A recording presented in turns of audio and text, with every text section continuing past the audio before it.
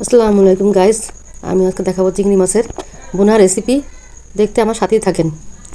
মাছগুলো আমি কেটে ধুয়ে নিয়েছি। এখানে আনুমানিক 300 বা 400 গ্রাম হবে। এখন আমি চলে যাব মূল ভিডিওতে, আমার সঙ্গেই থাকুন। প্রথমে চুলাটা আমি জ্বালিয়ে নিলাম। মাঝে আমি তেল দিয়ে দিয়েছি, ওটা স্কিপ হয়ে গেছে, আপনারা পরিমাণ মতো তেল দিয়ে দেবেন। এবার দিব পরিমাণ মতো পেঁয়াজ কুচি এবং কাঁচা মরিচ আমি একসাথে দিয়ে দিয়েছি, আপনারা চাইলে আলাদা আলাদা দিতে পারবেন। এবার আমি কিছু সময় নাড়িয়ে ভেজে নেব পেঁয়াজটা। পেঁয়াজটি লাল করে ভেজে দিয়ে দেব বাটা মশলা, রসুন, জিরা এবং আদা। মশলাটা ভালো করে কষিয়ে ভালো করে নাড়িয়ে এখন দিয়ে দিব 1.5 চামচ মরিচের গুঁড়া, তারপর দিব হলুদের গুঁড়া হাফ চামচ। এবার ভালো করে নাড়িয়ে দেব। ভালো করে নাড়িয়ে মশলাটা আমি কষিয়ে নেব।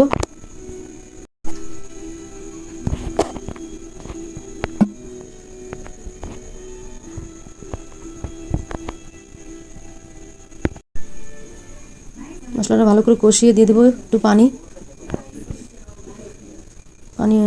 পানি দেওয়ার পরে কষিয়ে একটু ভালো করে কষিয়ে দিয়ে দেবো। ভালো করে নাড়িয়ে কষিয়ে যখন নাকি তেল ভেসে উঠবে তখন দিয়ে দেবো আমি চিংড়ি মাছগুলো দিয়ে দেবো। তেল ভেসে উঠছে,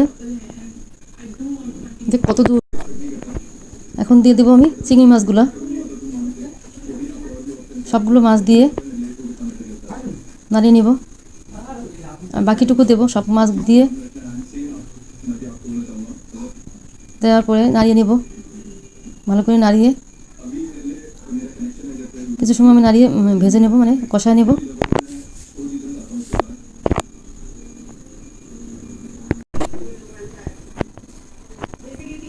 ভালো করে কষাইয়া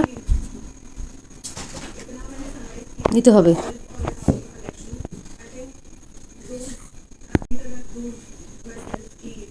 কষানো হয়ে গেলে একটু দিতে হবে ঝোলের পানি। ভালো করে নাড়িয়ে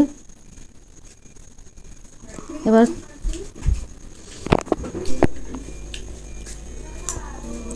ভালো করে নাড়িয়ে ঢাকনা দিয়ে ঢেকে দেবো।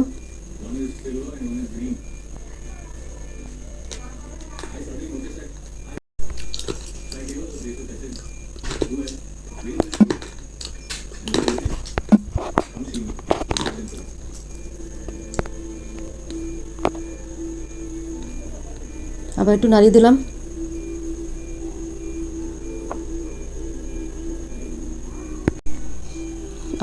দিলাম। তেল বেশি উঠেছে।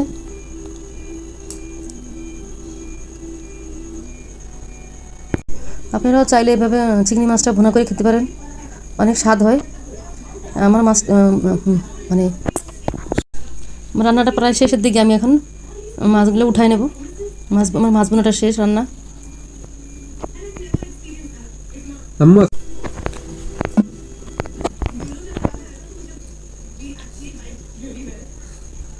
দেখেন কত সুন্দর হয়েছে, একদম লোভনীয়, দেখলেই খাইতে মন চায়। গরম ভাত দিয়ে 1 প্লেট। এখন আমি সব কিছু নিলাম, মানে সবগুলো তরকারি। আজকে আমার এই চিংড়ি মাছের রেসিপিটা রান্না করা শেষ। দেখেন কত সুন্দর রেসিপিটা, কত সুন্দর হয়েছে, আর খেতে অনেক মজা হয়েছে। আপনারাও বাড়িতে বানাই খাবেন। আর আমার রান্নাটা শেষ।